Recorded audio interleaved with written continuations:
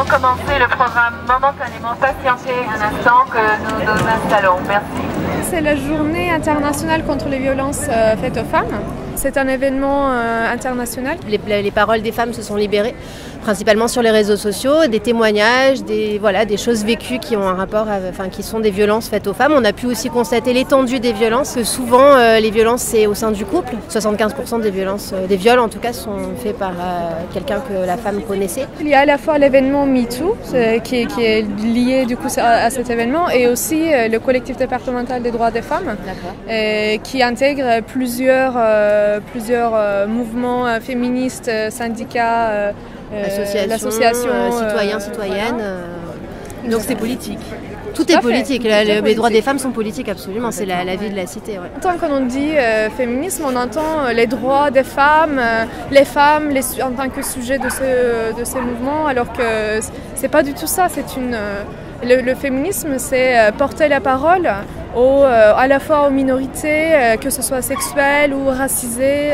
Tout le monde est concerné parce que c'est une question de société, c'est une question d'humanité, d'égalité, mais aussi de liberté et de justice. Tout commence aux petites enfants, c'est la socialisation.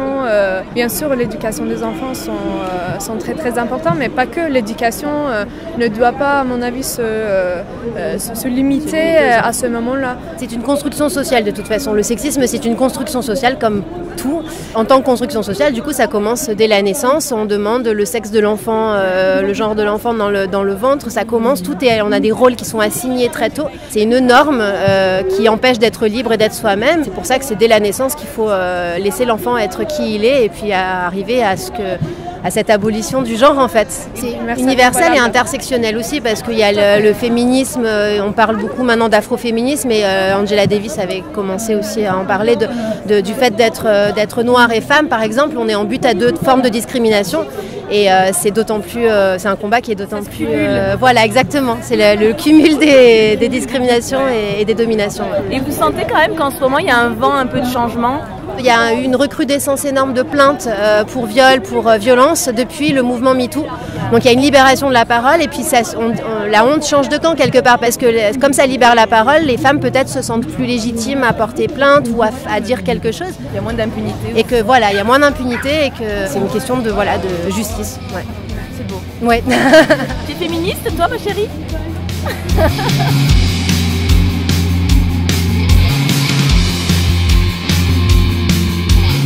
La question de la parité homme-femme, elle élimine aussi toutes les autres formes de représentation qu'on pourrait vouloir avoir dans une assemblée.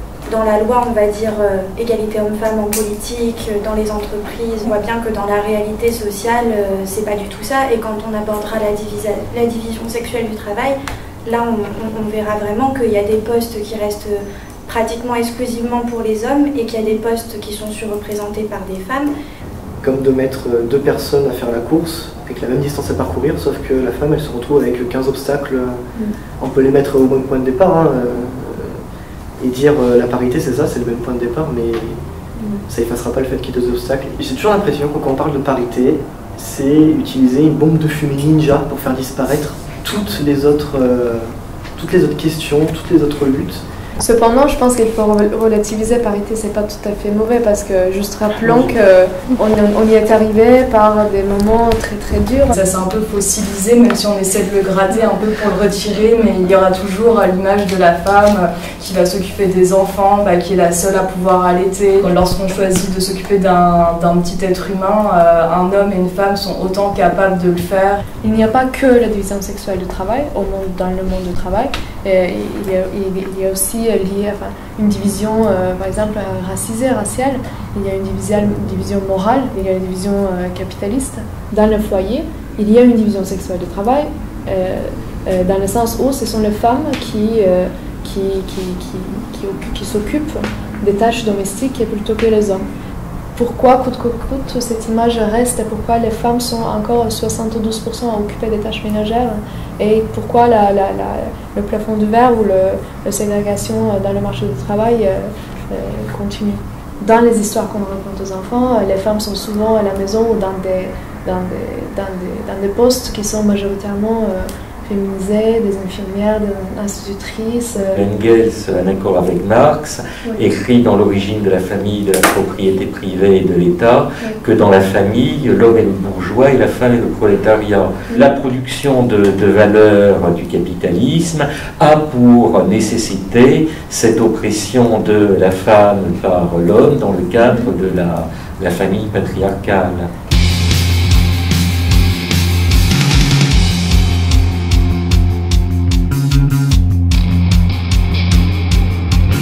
Ces mouvements de libération de la parole sont encore insuffisamment pris en compte et qu'elles sont banalisées dans l'esprit et dans les lois. Pourtant, les faits ne sont pas nouveaux. Chaque jour, 230 femmes adultes sont violées et encore plus de filles mineures. Ces violences sont le fait d'hommes de toutes origines, de tous milieux sociaux et de tout pays. Publicité sexiste et dégradante, insultes, harcèlement dans la rue, cyberharcèlement, harcèlement au travail, lesbophobie, coups, agression sexuelle, exploitation sexuelle, mutilation sexuelle, mariage forcé, viol, violence conjugale, violence psychologique, administrative et économique, contre les femmes en situation de handicap, de vulnérabilité économique, contre les femmes migrantes, étrangères, souvent victimes de double violence. La tolérance de la société face aux violences reste très forte et l'impunité des agresseurs reste la règle. 1% de violeurs seulement est condamné en France. Une femme sur 26 est violée. 1 sur 7 est agressée sexuellement. Tous les ans, pas moins de 240 000 femmes et filles sont violées. Me Too. Mon histoire Me Too a commencé quand j'avais 7 ans. C'était mon père.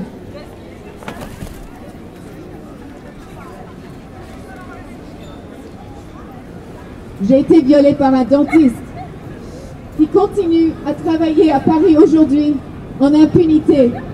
Et la police s'est moquée de moi. Ils m'ont dit, mais vous étiez habillée comment?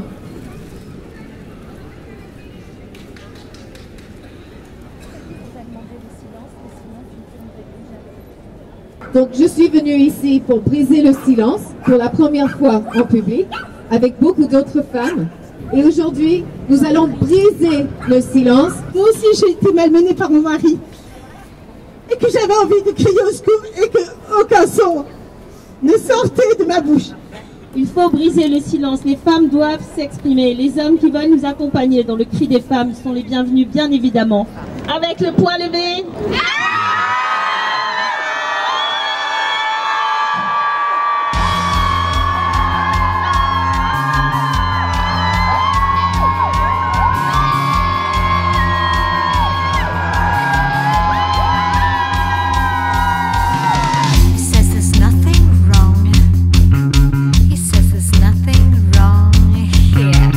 Décidé de faire un traçage de corps et d'écrire à l'intérieur le nom de femmes qui sont décédées. Celle-là, c'est en 2016. La liste des femmes qui sont décédées sous les coups de leur conjoint en France. Donc les femmes victimes de violences conjugales en France en 2017 et de meurtres conjugaux. Il y a beaucoup de familles qui se déchirent à cause des violences conjugales et tout ça. J'ai été élevé avec un père respectueux, tout ça. C'est pas possible. C'est pas possible. Personnellement, j'ai été élevé avec mon père qui respecte ma mère, donc après, c'est normal que j'adopte le même comportement. C'est en train d'évoluer quand même. Ouais, tu penses que ça évolue? Bah ouais, mais c'est une société qui change, donc ça évolue. Parce que vous êtes jeune et autour de vous, non, le discours, c'est pas... Vraiment pas. C'est vraiment homme-femme et c'est égalitaire. C'est d'accord. Donc ouais, vraiment. Et vous seriez prêt à lutter aux côtés des femmes, justement, contre ça? Ouais. Le temps de la colère, les femmes, notre temps est arrivé. Connaissons notre force, les femmes, découvrons-nous des milliers.